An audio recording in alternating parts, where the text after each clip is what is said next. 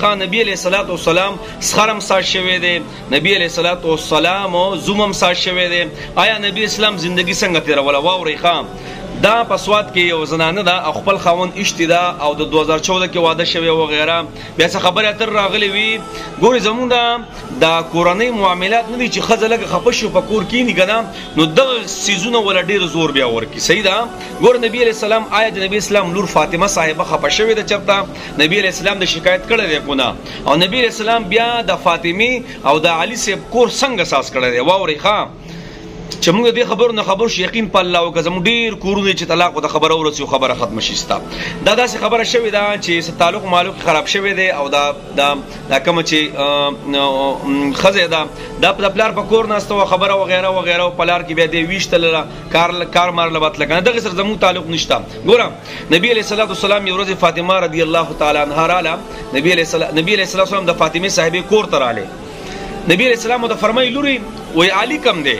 علي نشته کور کې. نبی اسلام فاطمه صاحبه ورته وایي بابا جان وایي علي بس ما سره خوله وواله او بار به چېرته پروت وي، بار به چېرته تلي پته نه لګي. نو نبی اسلام بسې راووتو، چې کله بسې راووتو که نه، نو علي صاحب د یو جومات دی او د هغې خواته پروت، الله اکبر، او د پاسه بې خاورې پرتې دي، خاورې داسې خاورې پرې راغلي اوده دی ملاستې جونګې کور کې. ګوره جګړې تر راځي، د صحابو کې جګړې تر راغلي، په بیبیانو کې خبرې تر راځي. دا موږ انسانان یو، څوارلسمې صدۍ مسلمانان یو، خو دا نه چې بیا خپل جاهلتوب کو خبره ختمه کړو. نو نبي علیه السلام داسې وړه قم ابا تراب، پاسه د خاورو پلاره مطلب. نو علي صاحب وایي ما ته به ټول عمر څه وایي؟ ابو تراب به راته وایي. الله اکبر.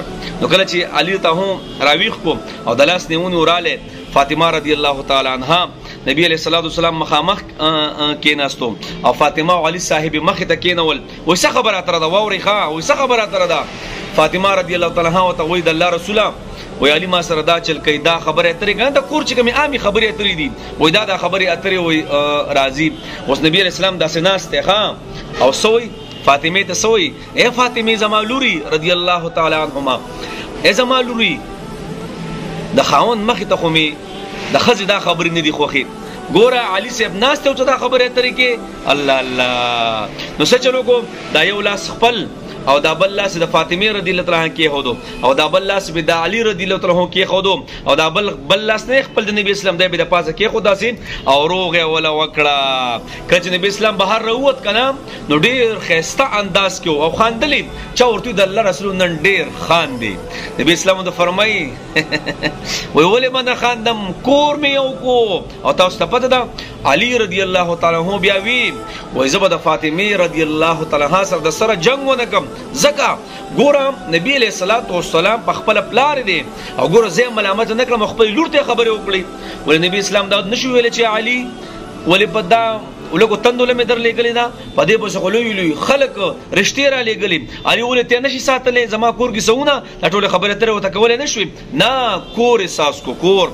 یقین په الله وکړه زموږ د پښتنو 70% معاملات څه دي چې جینۍ لږه په کور کې تنګ که نه، او کور ترنګ وکړي، د الله بندې پلاره ای وروره لږه تسلي ورله ورکړه، لږه ورته ووایه دا ستا کور دی، دا د پښتنو وطن دی، دا ستا کور دی، که هر څه وشي دغه ستا کور دی، بس زندګي پکې تېروه.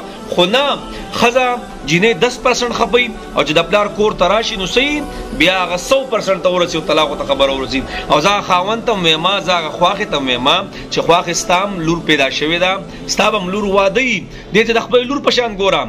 او زه د خاوند ته هم ویما د الله بنده چې دا ښځه ستا دپاره جنت هم دی او جهنم هم دی، د ګناه درس نه پرې خلاصېد. نو جناب برداشت چې ما او تا کوو نه خبره ختمه. نو غرض مې دی په دې واقع باندې ډېر سخت خفه شوم.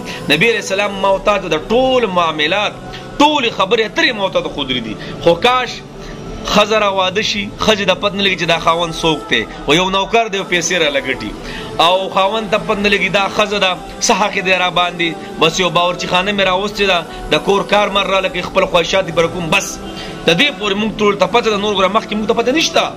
چې کله ودونه کوي خپل یو بل پوي چې څه خبره تر ده بس الله دې مو معاف کیږي الله دې دوی ته آسان. نو جناب هر کله توڑ پوڑ راشي کنه نو مشران بګی را پاسي خبره اتره بګی کوي داسې د ټولو نه په حلال او سوزونو کې د ټولو نه نبی اسلام فرمای کم نه خو عمل دی هغه طلاق دی. څومره عام شوی دي زبا د دومره راضي ما ته مسلې کنه سر ته ما د مشرګړ دارولم کې یقین په الله کو روزانه خزه او سړی راضي او دا طلاقونو خبرې دا ولي مړمږي برداشت نشته او پتر نشته چې صحیح حساب دی صحیح حساب نه دی خزه ستوي خاون ستوي چې ما شریعت موتا مخه د ګنا یقین په الله کوي سپنی خو بس الله دې موږ معاف کړي.